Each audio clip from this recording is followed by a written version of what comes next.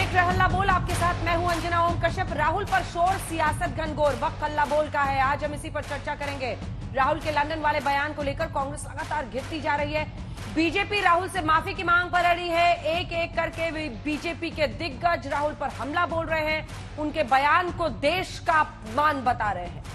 BJP की ओर से सबसे ताजा मोर्चा संभाला है स्मृति ईरानी ने। दूसरी ओर से कांग्रेस की ओर से स्मृति ईरानी को जवाब देने के लिए सुप्रिया श्रीनेत सामने आई। पूछा कि राहुल ने ऐसा क्या कह दिया कि वो माफी मांगेंगे। आप मेरे एक तरफ देख रहे हैं राहुल ने लंदन में क्या कहा था, उस पर बीजेपी की ओर से क्या पलटवार किया गया, और दूसरी तरफ आप देख रहे हैं राहुल ने इससे पहले विदेशी धरती पर कब ऐसा बयान दिया जिस पर विवाद बीजेपी ने शुरू किया। आज हम राहुल के बयान और उस पर हो रही सियासत पर बीजेपी और कांग्रेस में लाइव टक्कर करेंगे। हमारे साथ गौरव भाटिया और सुप्रिया श्रीनेत दोनों पक्ष रखेंगे अपनी अपनी पार्टी का, लेकिन उससे पहले ये रिपोर्ट।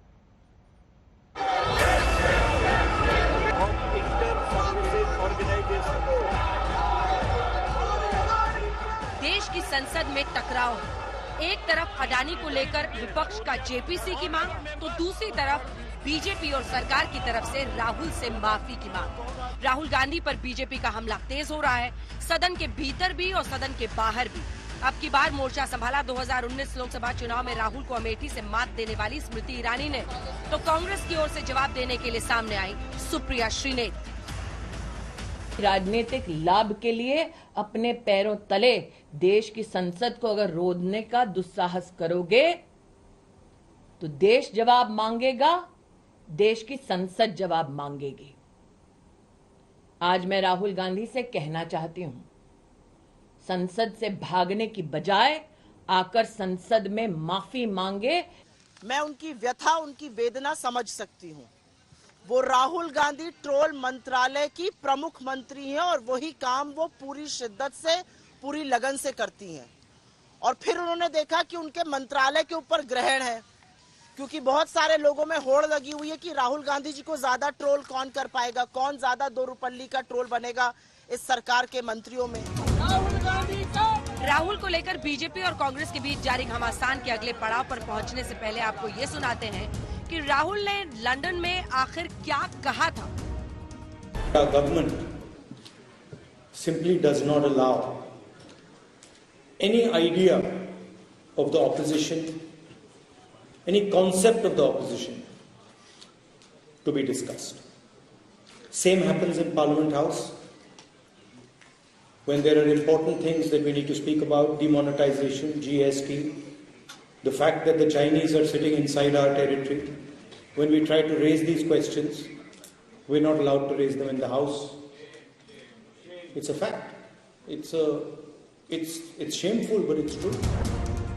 राहुल के इन्हीं बयानों पर जबरदस्त घमासान है। बीजेपी का आरोप है कि राहुल ने विदेशी ताकतों का आह्वान किया है। राहुल गांधी ने एक ऐसे देश में जाकर विदेशी ताकतों का आह्वान किया जिसका इतिहास रहा है भारत को गुलाम बनाने का। उनका द्वेष प्रधानमंत्री मोदी जी के लिए भारत के प्रति द्वेष में तब्दील हो चुका है। आपको बड़ी दिक्कत है विदेशी जमीन पर जाकर उन्होंने कहा।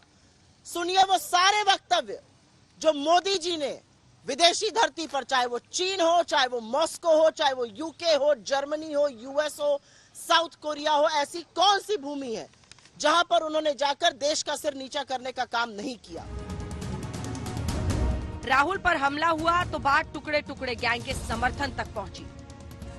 आपने जाकर विदेश में कहा कि आपको हिंदुस्तान की किसी यूनिवर्सिटी में बोलने का अधिकार नहीं, तो 2016 में देश की राजधानी में एक यूनिवर्सिटी में जाकर इस बात तक का आपने समर्थन कर दिया जब नारा लगा भारत तेरे टुकड़े होंगे। वो क्या था राहुल गांधी? इस देश को भाषा के आधार पर, वेशभूषा के आधार पर, धर्म के आधार पर, जाति के आधार पर अगड़े को पिछड़े से लड़ाना, अगड़े को दलित से लड़ाना, हिंदू मुसलमान को लड़ाना। आपने तो मिजोरम और असम में गोलियां चलवाई हुई हैं। आपने कर्नाटक और महाराष्ट्र को भिड़ाया हुआ है। अगर ये टुकड़े टुकड़े गैंग नहीं तो असली टुकड़े टुकड़े गैंग के सदस्य और सरगना तो खुद रूलिंग एस्टैब्लिशमेंट और प्रधानमंत्री मोदी उसके लीडर है। स्मृति ईरानी ने आरोप लगाया कि राहुल ने संसदीय परंपरा का अपमान किया, देश का अपमान किया और देश के हर नागरिक का अपमान किया। तो कांग्रेस ने बताया कि देश का अपमान कैसे होता है। राहुल गांधी भूल गए हैं कि संसद पर पताका लहराता है भारत का झंडा, जिसके लिए लाखों ने कुर्बानी दी। राहुल गांधी का संसदीय परंपरा का अपमान करना ऐसे राष्ट्रभक्तों का, उनके बलिदानों का और देश की लोकतांत्रिक व्यवस्था का और देश के हर नागरिक जो वोट करने जाता है उसका अपमान है। राहुल गांधी जी ने ऐसा क्या कहा है जिससे बीजेपी इतनी विचलित है? क्योंकि हमारा अपना मानना है कि ये जो सारा तांडव अंदर मचाया जा रहा है, आप सोच सकते हैं कि सत्ता पक्ष खड़ा होकर खुद सदन की कार्यवाही नहीं होने दे रहा है। इससे बड़ा प्रमाण क्या होगा कि अडानी को बचाने के लिए ये सारे काम किए जा रहे हैं। राहुल के बयान को बीजेपी ने कांग्रेस को घेरने का सबसे बड़ा हथियार बना लिया है और हर दिन उस हथियार की धार तेज करती है। दूसरी ओर काउंटर करने के लिए कांग्रेस के पास अडानी वाला पुराना मुद्दा है जिसे कांग्रेस बार बार आजमा रही है। आज तक ब्यूरो। आइए चर्चा की शुरुआत करते हैं। हमारे साथ गौरव भाटिया, राष्ट्रीय प्रवक्ता भारतीय जनता पार्टी के जुड़ गए हैं। सुप्रिया श्रीनेत हमारे साथ प्रवक्ता कांग्रेस पार्टी की जुड़ गई हैं। गौरव भाटिया जी, ये कब तक मतलब बीजेपी और सरकार अपनी तरफ से ऑफेंसिव हर दिन राहुल गांधी के विदेश में दिए हुए बयानों पर ही आगे ले जा रही है? क्या अब यही तय करेगा कि इस देश में संसद चलेगी या नहीं चलेगी? इस देश का एजेंडा आगे बढ़ेगा नहीं बढ़ेगा? मामला वहीं रुक गया है। विदेश में राहुल गांधी ने क्या कहा, यह देश के लिए इतना बड़ा हो गया है।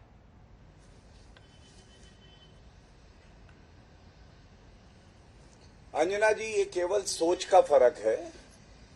अगर आप राहुल गांधी से पूछेंगी, कांग्रेस पार्टी से, उनके प्रवक्ताओं से, तो वो कहेंगे कि ये मुद्दा ही नहीं है। क्या हो गया अगर राहुल गांधी ने विदेशी धरती पर जाकर कह दिया कि भारत में लोकतंत्र बचा ही नहीं? क्या हो गया अगर राहुल गांधी ने विदेशी धरती पे कहा कि मीडिया, जिसमें आज तक और आप भी आती हैं, अब भारत में बचा ही नहीं है? कोई गलती नहीं है राहुल गांधी की अगर वो कहते हैं देश में न्यायपालिका बची ही नहीं है। लेकिन अगर आप जनता से पूछेंगे तो एक ही आवाज निकलेगी हर दिल से कि भारत का अगर अपमान करोगे तो नेस्त नाबूद कर देंगे। और अंजना जी, संसद लोकतंत्र का मंदिर है और अगर संसद और लोगों का और भारत के लोकतंत्र का अपमान होगा तो संसद में जो जनता की आवाज है उसकी गूंज जरूर सुनाई देगी। और ये रॉकेट लॉन्च हो या ना हो, हमें इससे कोई फर्क नहीं पड़ता है, लेकिन एक मिसगाइडेड रॉकेट को भारत का नुकसान हम नहीं करने देंगे, ये बिल्कुल स्पष्ट कर दूं। मेरा पहला सवाल है, यहां कांग्रेस की प्रवक्ता बैठी हैं, मैं उनको सुन रहा था, क्या वो बता सकती है कि राहुल गांधी ने कौन से वक्तव्य को देखकर ये बोला कि नरेंद्र मोदी जी कहते हैं कि सिख और मुस्लिम द्वितीय श्रेणी के नागरिक हैं भारत में? पहला। दूसरा, वो किस आधार पे कहते हैं कि यहां लोकतंत्र नहीं है जब यहां चुनाव होते हैं और छत्तीसगढ़ में, हिमाचल में अभी और राजस्थान में तो कांग्रेस सत्ता में है, तो आप क्यों कहते हैं लोकतंत्र नहीं है? तीसरा, मीडिया खत्म हो गया है। हाँ, मीडिया कब दबाव में आ रहा था? जब इंदिरा गांधी ने आपातकाल लगाया था, और ये तस्वीर मैं लेके आया हूं, एक प्रतिष्ठित अखबार ने कहा कि हम पे दबाव ना बनाओ और अपने एडिटोरियल में केवल एक सफेद पन्ना, ये देखिएगा, सारे दर्शकों को देखना चाहिए। आपातकाल में जब इंदिरा गांधी जो कांग्रेस पार्टी से थी, उन्होंने आपातकाल लगाया तो एडिटोरियल में सफेद पन्ना आया कि हम पे दबाव मत बनाओ। नरेंद्र मोदी जी वो हैं जो देश के लोकतंत्र को मजबूत कर रहे हैं। पूरे विश्व में भारत का डंका आज बज रहा है और इसी बात का राहुल गांधी को दर्द है। सुप्रिया श्रीनेत जी, उनकी बातों का जवाब दीजिए। देखिए, राहुल गांधी ने वहां जाकर ये कहा कि देश में मुस्लिम्स को और सिखों मुस्लिमों को दूसरे दर्जे का, आखिर कहां पर प्रधानमंत्री ने ये कहा है? और दूसरे जो अन्य बहुत सारे सवाल हैं उनको लेकर, क्योंकि अब मामला अटका हुआ है वहीं पर पार्लियामेंट का। मैं दो बातें सबसे पहले कहना चाहती हूं और उसके बाद आपके डायरेक्ट सवाल का जवाब दूंगी। सबसे पहली बात, भारत का संसद नहीं चल रहा है। आज इस देश को जानने की जरूरत है क्यों नहीं चल रहा है। दिखाइए विजुअल्स लोकसभा के और दिखाइए विजुअल्स राज्यसभा के। लोकतंत्र में पहली बार सत्ता पक्ष नेता सदन खड़े होकर नारेबाजी कर रहे हैं, वेल में आ रहे हैं, सदन की कार्यवाही को अवरोधित कर रहे हैं, सदन की कार्यवाही में रोड़ा डाल रहे हैं, सदन की कार्यवाही को स्थगित कर रहे हैं। यह भारत के लोकतंत्र में पहली बार हुआ है। ट्रेजरी बेंचेस नारेबाजी करके सदन को स्थगित कर रही हैं।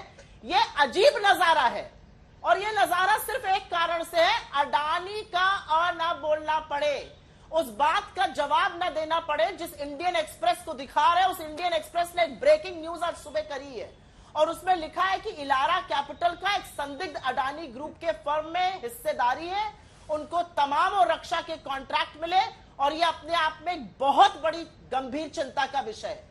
उसके बारे में कोई जवाब न रक्षा मंत्रालय से आया न सरकार से आया, लेकिन सदन स्थगित हो यह काम सत्ता पक्ष कर रहा है।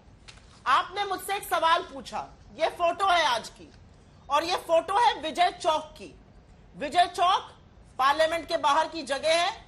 यहां से करीब 200 सांसद मार्च करने वाले थे। जरा भैया इसको जूम इन करिएगा, बैठे हैं आप। यहां से मार्च इन करने वाले थे सांसद, ईडी ऑफिस जा रहे थे, एनफोर्समेंट डायरेक्टरेट के ऑफिस, वही ईडी जो अब भाजपा का फ्रंटल बन चुका है और 95% केसेस ऑपोजिशन के खिलाफ करता है। ये 200 सांसद यहां पर, और इन 200 सांसद को रोकने के लिए मोदी जी ने अपनी पूरी मशीन, 2000 पुलिसकर्मी, 2000 सुरक्षाकर्मी, 2000 पैरामिलिट्री फोर्सेस सांसदों को रोकने के लिए खड़ा कर दिए गए।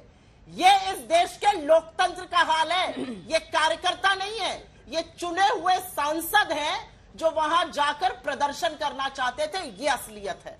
अब मैं आपके सवाल का जवाब दे देती हूं। हो गया भैया, आप जूम आउट कर सकते हैं।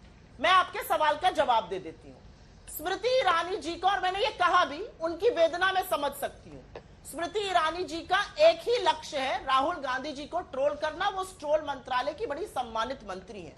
उनके पैरों के तले से जमीन खिसकने लगी क्योंकि इनके जैसे लोग और बाकी अनुराग ठाकुर जैसे लोग बाजी मारने लगे। अब उनको लगा ये मंत्रालय ना चला जाए, ट्रोल मंत्रालय, तो आज खुद ही मैदान में कूद पड़ी मोर्चा लेने के लिए। लेकिन असलियत यह है कि जो भाजपा कर रही है आज की तारीख में, 28 फरवरी का कैम्ब्रिज का वक्तव्य और 15 मार्च को इस देश में हम उस पर आज भी डिस्कशन कर रहे हैं और सत्ता पक्ष के कारण डिस्कशन कर रहे हैं, वो ये दिखाता है कि भाजपा कितनी बुरी तरह से बौखलाई और घबराई हुई है। क्योंकि उनको समझ में आ गया कि उनकी इस नफरत की लंका में आग तो लग चुकी है, उनकी इस नफरत की लंका को ध्वस्त किया जाएगा मोहब्बत से। उनको यह भी समझ में आ गया है कि जो हजारों करोड़ रुपए का पैसा, लागत, कुछ मीडिया के अधिकांश अंग उन्होंने लगाए राहुल गांधी की छवि को धूमिल करने में, वो पैसा तो पानी की तरह बह गया, वो पैसा तो नाले में जाकर गिर गया। क्योंकि राहुल गांधी की तो छवि बड़ी जबरदस्त उभर गई। अगर ऐसा ना होता तो 15 दिन बाद कैम्ब्रिज के लेक्चर के सरकार खुद सदन को स्थगित न करा रही होती और हम और आप बैठकर यहां पे डिस्कशन न कर रहे होते। हम महंगाई पे चर्चा कर रहे होते, बेरोजगारी पे कर रहे होते, आर्थिक असमानता पे कर रहे होते, चीन पे कर रहे होते, अडानी पे कर रहे होते। चर्चा राहुल गांधी पर, और फिर आप कहते हैं राहुल गांधी को कौन सीरियसली लेता है। डिसाइड कर लीजिए, सीरियसली तो इतना लेते हैं कि जब वो एक शब्द बोल देते हैं तो सरकार के 7 या 8 लोग जिनका अस्तित्व ही राहुल गांधी को ट्रोल करने से कूद के मैदान में आ जाते। अगर ऐसा ना होता तो स्मृति जी घबराती नहीं अपना ट्रोल मंत्रालय गंवाने के चक्कर में। आपने लेकिन मेरे प्रश्न का जवाब ही नहीं दिया। राहुल गांधी ने कहां पर पीएम को यह बोलते हुए सुना कि मुस्लिम्स और सिख्स इस देश में सेकंड क्लास सिटीजन्स हैं? बिल्कुल बिल्कुल, मैं इसका जवाब दे देती हूं। एक बड़ी विभत्स घटना हुई, चाहे वो किसी भी धर्म के साथ हुई होती, चाहे वो कोई भी धार्मिक लोग होते। सरकार चुप क्यों रहती है? सरकार तभी क्यों बोलती है जब अंकिता का कातिल शाहरुख होता है? सरकार तब क्यों नहीं बोलती जब अंकिता का कातिल उनके एमएलए का लड़का होता है? सरकार तब क्यों नहीं हरकत में आती जब किसी भी समुदाय की लड़की के साथ हनन होता है? लेकिन तभी हरकत में आती है जब शाहरुख नाम का एक दरिंदा होता है। शाहरुख नाम के दरिंदे को फांसी होनी चाहिए, लेकिन जो एमएलए साहब के उत्तराखंड में लड़के थे उनके साथ क्या होना चाहिए? स्मृति ईरानी जी बहुत बोल रही है, ये स्मृति ईरानी जी का फोटो है। 400 रुपए का गैस सिलेंडर था तो स्मृति ईरानी जी सड़कों पे उतर के प्रदर्शन करती थी। गौरव भाटिया जी जवाब दीजिए। 50 रुपए बढ़ाने वाली ये आप सरकार लोग और आपकी सरकार के आपको तमाम आपकी मंत्री, सरकार ठीक है बताती ठीक है, आप और आपकी सरकार के तमाम मंत्री मिलकर आज राहुल 1200 गांधी को रुपए पे ट्रोल सिलेंडर कर रहे है। हैं। रुकिए सुप्रिया जी, हो गया। राहुल गांधी को ट्रोल कर रहे हैं, ये उनका कहना है, और सभी मंत्रियों को लगता है कि बाजी मारनी है इसमें, इसीलिए ऐसा बोला जा रहा है।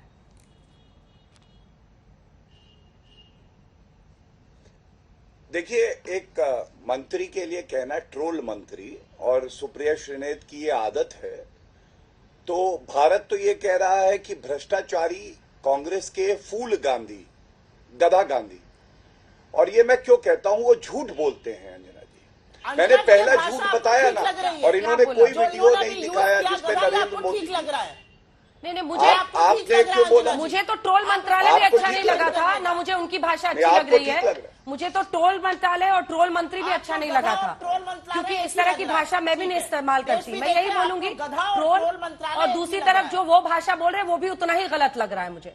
तो गौरव भाटिया जी, आपसे भी रिक्वेस्ट कर रही हूँ और आपसे भी कर रही हूँ कि सोशल मीडिया पर आप लोग ये सब भाषा इस्तेमाल करते रहिए, लेकिन कम से कम टेलीविजन शोज पे प्लीज परहेज कीजिए। गौरव भाटिया जी, प्लीज ऐसे शब्द मत बोलिए। आपने सही कहा, आपका सही कहना है। ट्रोल मंत्रालय और गधा एक ही भाषा, ये भारत भी देख रहा है आज, अकॉर्डिंग टू यू। बिल्कुल, ट्रोल का मीनिंग देखिएगा जाकर, ट्रोल का मीनिंग देखिएगा। और मैं अपनी बात पर कायम हूं, जो आप अपशब्द का इस्तेमाल किसी मंत्री के लिए कर रही हैं, उतना ही गलत उनके शब्दों का इस्तेमाल है अगर वो आपके नेता के लिए कर रहे हैं। मैडम, मैं एक बार फिर से दोहरा रही हूं अपने आप को, आप जिन शब्दों का इस्तेमाल कर रही हैं वो भी उतना ही गलत है जितना वो कर रहे हैं।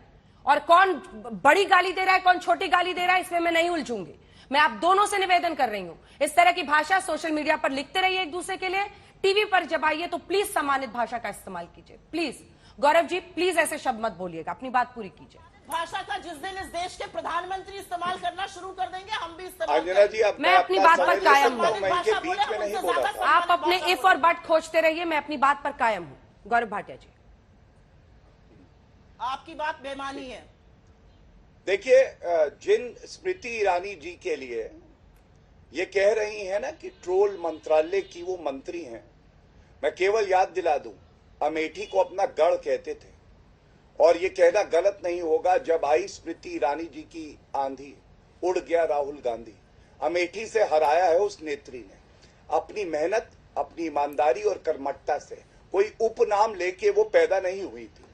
और मैं अंजना जी एक बात और कहूंगा, आपने कहा कि शब्दों का इस्तेमाल और चयन बहुत ध्यान से करिए, आपकी बात सर आंखों पर, लेकिन ये कांग्रेस पार्टी का मैं ट्विटर हैंडल ऑफिशियल दिखा रहा हूं।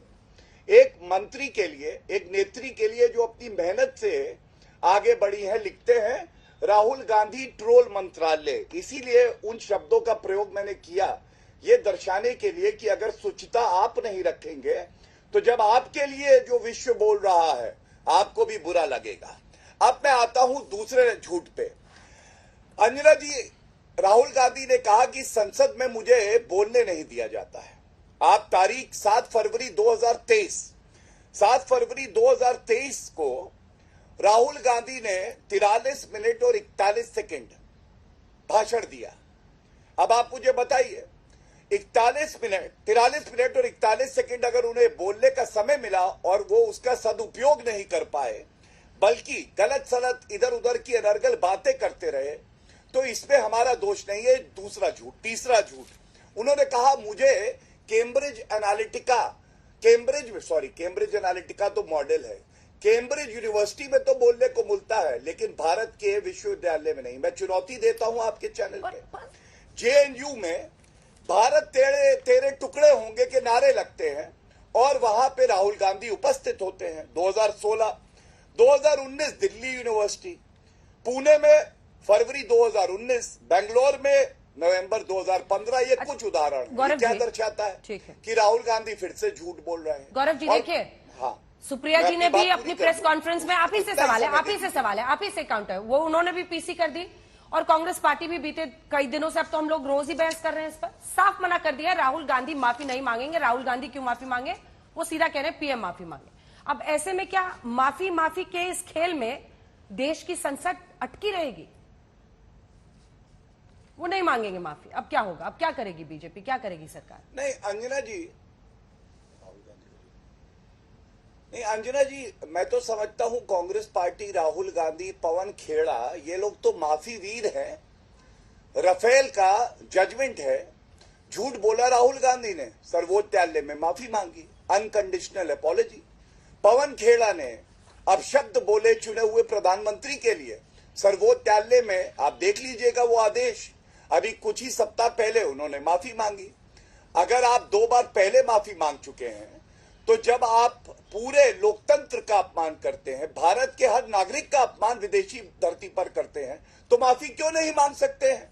और मैं एक बात और कह मना कर रहे हैं ना सर, देखिए, मना कर रही है विरासत में कांग्रेस गद्दी पार्टी। तो मिल सकती है। कांग्रेस पार्टी कह रही है नहीं मांगेंगे माफी, तो अब यही बस माफी माफी का खेल चलता रहेगा। नहीं अंजना जी, अंजना जी अभी देखिए चुनाव आएंगे, और आपने देखा था ना अमेठी में कैसे हारे थे। कांग्रेस की इस वक्त हालत कितनी पतली है, आपने देखा ना। कि कविता का ही बयान ले लीजिए, उन्होंने क्या कहा? उन्होंने कहा कि एक बड़ा क्षेत्रीय दल है कांग्रेस पार्टी, जनता जवाब देगी और ऐसा करारा थप्पड़ पड़ेगा।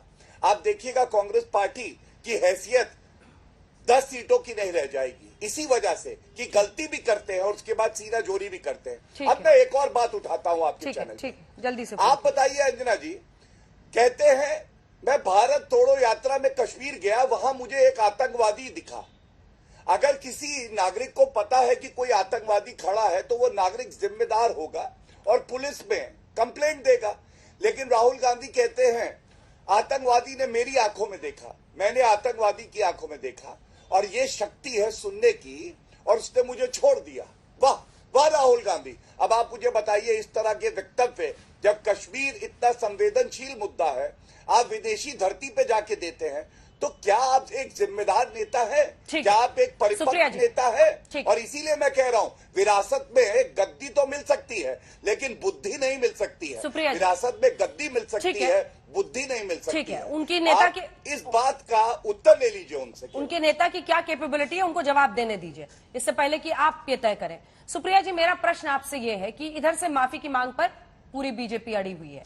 सुप्रिया, आज स्मृति ईरानी सामने आई, आप बार बार उनको राउंड डाउन कर रही हैं, लेकिन ये सच्चाई है, उन्होंने अमेठी में राहुल गांधी और पूरी गांधी परिवार की विरासत को शिकस्त दी है, अपने दम पर दी है उन्होंने वहां पर, और उनके पास कोई फैमिली नेम नहीं था। उन्होंने अपनी नींव वहां पर खुद से बनाई, जमीन बनाई, मेहनत की, और वहां पर उन्होंने हरा दिया राहुल गांधी को। अब दूसरी तरफ ये जो मुद्दा बार बार उठ रहा है, इसका कोई तो हल आप लोगों के भी दिमाग में होगा, या आपको लगता है कि इसी तरह से पूरा सत्र धुलेगा? दोनों प्रश्न। क्योंकि आपने उनको लंबा वक्त दिया बोलने के लिए, मैं आशा करती हूं मुझे भी देंगी। सबसे पहले तो मैं रिकॉर्ड सेट कर दूं स्ट्रेट, क्योंकि आपने मुझे टोका और आपने बोला कि मैंने अपशब्दों का प्रयोग किया। A troll according to the Oxford dictionary, someone who leaves an intentionally annoying or offensive message on the internet in order to upset someone or to get attention or cause trouble। इसमें क्या unparliamentary है? आप कह रही हैं गधा और कोई ऑफेंसिव मैसेज छोड़ कर रहा है वो एक बराबर है, डोंकी और ये एक बराबर है।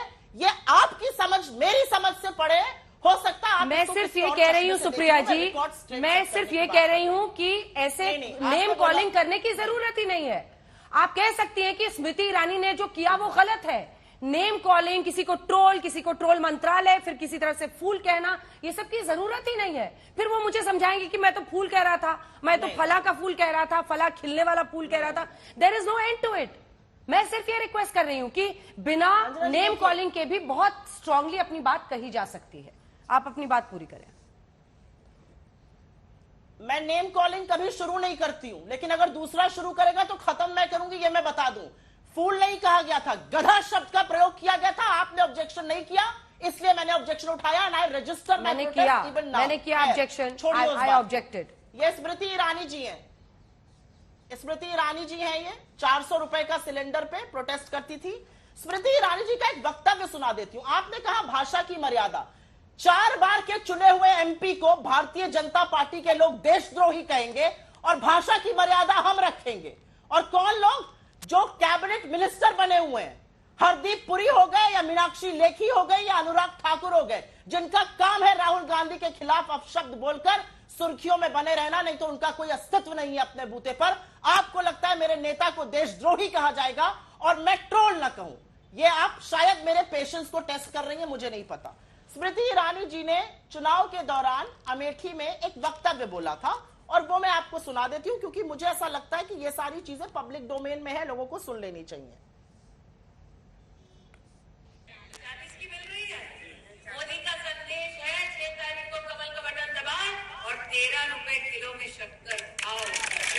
13 रुपए की शक्कर दिला रही थी किलो में मैडम, 45 रुपए की हो गई है शक्कर। और एक शब्द नहीं आएगा, एक शब्द नहीं आएगा जब महिला के साथ क्राइम होगा, एक शब्द नहीं आएगा जब लड़की जिंदा जला दी जाएगी, एक शब्द नहीं आएगा जब अंकिता भंडारी के साथ कुछ होगा, या उन्नाव में होगा, या शाहजहांपुर में होगा, या लखीमपुर में चीरहरण होगा। शब्द तभी आएंगे जब राहुल गांधी के खिलाफ बोलना है। मुझे उसमें भी कोई आपत्ति नहीं है। आपने मुझसे एक सवाल पूछा और उस सवाल का जवाब मैं जरूर दूंगी। सदन चलाने की जिम्मेदारी, और ये मेरे शब्द नहीं है, ये तत्कालीन नेता सदन अरुण जेटली जी के शब्द हैं, सदन चलाने की जिम्मेदारी चुनी हुई सरकार की होती है। लेकिन दुर्भाग्य है इस देश का कि सदन को स्थगित कराने का काम आज चुनी हुई सरकार कर रही है। ये जो फोटो मैं आपको दिखा रही हूं ना, ये आम तस्वीर नहीं है। 200 सांसदों को रोकने के लिए विजय चौक को छावनी बना दिया गया था। 2000 से ज्यादा पुलिसकर्मी और सशस्त्र सेना के लोग थे यहां पर, ये देख लीजिए। आपको लगता है कि आप सांसदों का ये ट्रीटमेंट करेंगे और इस देश के लोकतंत्र पे सवाल नहीं उठेगा? संजय राणा नाम के एक पत्रकार ने 3 दिन पहले श्रीमती गुलाब देवी से एक तल्ख सवाल पूछ लिया सड़कों के ऊपर। उसी समय उसकी गिरफ्तारी हुई और उसको जेल भेज दिया गया। यह सशक्त लोकतंत्र है। चुनी हुई सरकारों को गिराया जाएगा, यह सशक्त लोकतंत्र है। 41 मिनट की स्पीच की बात कर रहे थे, 18 हिस्से उसके एक्सपंज हो गए, यह सशक्त लोकतंत्र की बात है। मल्लिकार्जुन खड़गे जी लीडर ऑफ द ऑपोजिशन है, कांग्रेस के प्रेसिडेंट हैं, नजर नहीं नजारों की बात करते हैं, का एक शेर पढ़ते हैं, वो एक्सपंज हो जाता है। यह सशक्त लोकतंत्र की बात है। यह सशक्त लोकतंत्र की बात है कि 21 साल की क्लाइमेट एक्टिविस्ट को आप जेल में डालते हो और वहां पर मुंह की खानी पड़ती है कोर्ट में। और सारी बातों का निचोड़ एक बात है, किस बात की माफी मांगे? इस बात की कि उन्होंने भारत के लोकतंत्र को विश्व के लिए सौगात कहा है, इस बात की कि अमेरिका और चीन हिस्से में खींच रहा है विश्व को, और वहां पे महात्मा गांधी के मूल्यों और भारत का लोकतंत्र एक शक्ति बन के उभरेगा। इस बात की कि 140 करोड़ लोग जिस लोकतांत्रिक व्यवस्था में रहते हैं, वो लोकतांत्रिक व्यवस्था दिशा और दिशा निर्धारित करेगी। अरे आज कोई दूसरी पार्टी होती, मैं तो कहती हूं अटल जी होते तो खड़े होकर ताली बजाते कि भारत के लोकतंत्र की अंग्रेज की भूमि में जाकर उनकी आंख में आंख डालकर बात करिए। लेकिन मैं समझ सकती हूं इनकी वेदना। इनको दिख रहा है राहुल गांधी जी को क्या असीम प्यार मिला भारत जोड़ो यात्रा में, और उसी के चलते पैरों के तले से जमीन खिसकी हुई। अगर ना खिसकी होती तो एक छोटा सा 10 सेकंड का मुझे बाइट सुनाने का मौका जरूर दीजिए। चलिए अंजना जी अपनी बात रखिए। पता नहीं पिछले जन्म में क्या पाप किए हम हिंदुस्तान में पैदा हुए हैं, या पता नहीं पिछले जन्म में क्या पाप किया था, हिंदुस्तान में पैदा हुए। पिछले जन्म में क्या पाप किया था, हिंदुस्तान में पैदा हुए। यह वक्तव्य मोदी जी ने दिल्ली शहर में नहीं, चीन में, शंघाई में और सियोल दक्षिण कोरिया में बोला था। आपको लगता है यह देश का गौरव बढ़ाने का काम था? आपको लगता है यह देश का मान बढ़ाने का काम था? आपको लगता है इससे देश का सम्मान बढ़ा? अगर आपको ऐसा लगता है तो इस बहस का कोई मुद्दा ही नहीं है। मुझे ऐसा लगता है कि जब लोग फांसी के फंदे पर झूल रहे थे, भगत सिंह जैसे लोग जो माफीनामे लिखते थे, वो हमें आकर यहां पे पाठ प्लीज मत पढ़ाएं ना राष्ट्रवाद का। मैं समझ सकती हूं आपके डीएनए में सॉरी है और आप सॉरी बुलवाना चाहते हैं, लेकिन हमारे नेता का नाम राहुल गांधी है, राहुल सावरकर नहीं, ये भूलिएगा मत। गौरव भाटिया जी जवाब दीजिए, लेकिन एक खबर इस वक्त आ रही है। एक सेकंड सर, एक सेकंड, ये खबर दिखा दीजिए। ऐसी खबर आ रही है, अधीर रंजन चौधरी ने ये कहा है कि दरअसल उन्होंने लोकसभा स्पीकर को चिट्ठी लिखी है। चिट्ठी में सरकार पर सदन नहीं चलने देने का आरोप लगाया है, और अधीर रंजन चौधरी ने ये चिट्ठी सदन में बवाल को सरकार प्रायोजित कर रही है। गौरव भाटिया जी जवाब दीजिए। अधीर रंजन चौधरी ने लोकसभा स्पीकर को चिट्ठी लिखी है और आप लोगों को वो जिम्मेदार ठहरा रहे हैं, सत्ता पक्ष को, कि आप लोग सदन की कार्यवाही नहीं चलने दे रहे हैं। सरकार सदन में बवाल को प्रायोजित कर रही है, ये कहा है सर उन्होंने। हाँ, मैंने देख लिया। अंजना जी, हर मन में आज एक सवाल है संसद नहीं चल रही कह रहे हैं। राहुल गांधी माफी वीर है, माफी मांग ले, देश का अपमान किया है, झूठ पकड़ा गया है। लेकिन राहुल गांधी आज दिखाई नहीं दिए। संसद चल रही है या नहीं चल रही है, आप पहले ये बताइए। राहुल गांधी उपस्थित क्यों नहीं हुए? वो ऐसे छात्र क्यों हैं जो हमेशा फेल हो जाता है, जिनकी अटेंडेंस केवल 45% है? वो ऐसे सांसद क्यों हैं जो 15 साल से सांसद हैं, लेकिन फिर भी उनको ये नहीं पता कि लोकसभा में 546 सीटें हैं, ये बोल देते हैं। और मैं इतना ही कहूंगा, मैंने बड़े ध्यान से इनकी बात को सुना। मैंने चुनौती दी थी कि वो वक्तव्य प्रधानमंत्री जी का दिखाइए जिसमें उन्होंने कहा कि सिख और मुसलमान ये द्वितीय श्रेणी के नागरिक हैं। इन्होंने नहीं दिखाया, इसका मतलब झूठ बोला है राहुल गांधी ने। अब आप देखिए, ये भी विचित्र बात है कि कहते हैं कि पिता कंप्यूटर लाए हैं भारत में। पिता कंप्यूटर लाए और बेटे के दिमाग में, सीपीयू में वायरस लग जाए, ऐसा होता है? मैं आपको विरोधाभास बताता हूं। भारत तोड़ो यात्रा में राहुल गांधी का वक्तव्य है, अंजना जी, मैं नहीं कह रहा हूं। उन्होंने कहा, मैं पूरे भारत से जब भ्रमण कर रहा था, मुझे हर जगह मोहब्बत ही मोहब्बत दिखी। ये राहुल गांधी कहते हैं। और राहुल विंची जब जाते हैं लंदन, कैम्ब्रिज में जाएंगे, यूके जाएंगे, तो बोलते हैं कि भारत आप में क्यों उनके नाम को क्यों ये कर रहे हैं? गौरव जी प्लीज एक सेकंड। गौरव जी प्लीज, अभी हम लोगों ने इतनी लंबी इस पे पूरा टाइम वेस्ट किया अपने दर्शकों का। प्लीज आप किसी के भी नेता के नाम को डिस्टॉर्ट करेंगे, ये सही बात नहीं है सर, मत कीजिए प्लीज। नहीं, उनकी डिग्री में है अंजना जी, उनकी डिग्री में है, मैं बता रहा हूं आपको। आप पता कर लीजिएगा, कहिए मैं आपको गौरव LLB बोलती चलूं, क्यों कर रहे हैं सर? नाम से शर्म आती है, क्यों डिरेल कर रहे हैं सर? प्लीज नहीं, सुनिए, मैं उनके नाम की बात कर रहा हूं। अच्छा चलिए अंजना जी, अब मेरे को लगा कि आप मुझे समय देंगी, मैं अपनी बात रख रहा हूं, अपने तरीके से रख रहा हूं। और मैं ये समझता हूं जो मैं मुद्दे उठा रहा हूं वो देश की जनता की आवाज है, और भारतीय जनता पार्टी जो काम कर रही है वो देश की जनता की आवाज है। मैं एक और बात पूछता हूं, चीन की बात हुई ना अंजना जी, आप मुझे ये बताइए, ये करार जो किया है, क्या ये देश से गद्दारी नहीं है कि आपने पार्टी टू पार्टी करार किया और आज तक इसके क्या तथ्य हैं, क्या अनुबंध हैं, इसको सार्वजनिक नहीं किया? 1 2, क्या भारत की सेना चीन की सेना से पिट जाती है? मेरा ये मानना है और भारतीय का ये मानना है कि हमारी सेना इतनी वीर है कि पीट देती है चीनियों को और खदेड़ देती है। तीसरी बात, क्यों चीन से रिश्वत ली थी? 1 करोड़ 50 लाख रुपए बता दे, आज तक नहीं सार्वजनिक किया, रिश्वत क्यों ली? और तभी मैं कहता हूं कि जब राहुल गांधी कहते हैं कि चीन ऐसा मुल्क है, शांति प्रिय है और वहां पे बड़ा अच्छा है लोकतंत्र, तो क्या सवाल नहीं पूछे जाएंगे? आप बताइए मुझे अंजना जी। मैं एक बात और कह दूं, इन्होंने एक बात उठाई कि भाषा की मर्यादा, आप मुझे बताइए, खड़गे जी ने ये कहा था कि नहीं कहा था? 100 सर वाला रावण, गुजरात की जनता ने जवाब दिया, सुपड़ा साफ हो गया कांग्रेस पार्टी का गुजरात में। ये किसने कहा था? मोदी तेरी कब्र खुदेगी। एयरपोर्ट के टारमैक पे बैठी हुई थी ये प्रवक्ता भी, जो दूसरों को ट्रोल बताती है और अपनी जमानत जब्त हो जाती है जब चुनाव लड़ती है। क्यों कहा था कब्र खुदेगी मोदी तेरी? तीसरी बात, रावण बुलाया था कि नहीं अभी गुजरात चुनाव में? भाषा की मर्यादा की बात करेंगे। एक नेत्री के लिए आप ट्रोल मंत्री बोलेंगे और हम लोग यहां पे सुनेंगे। और अंत करूंगा, ये कहती है वादों की बात करें। अरे इंदिरा गांधी ने कहा गरीबी हटाओ, तुमने नहीं हटाई। मोदी जी आए तो 12 करोड़ लोग जो है भारतीय, वो गरीबी रेखा से ऊपर आ गए। ये भी सच्चाई है, तुमने वादा किया हिमाचल में कि डीजल पेट्रोल के दाम घटाओगे, 3 रुपए क्यों बढ़ाया वैट? बता सकते हो? नहीं बताएंगे। वादे की बात करते हैं, 1 रैंक 1 पेंशन बात करी इन्होंने, वादा किया इन्होंने, लागू करी नरेंद्र मोदी जी ने।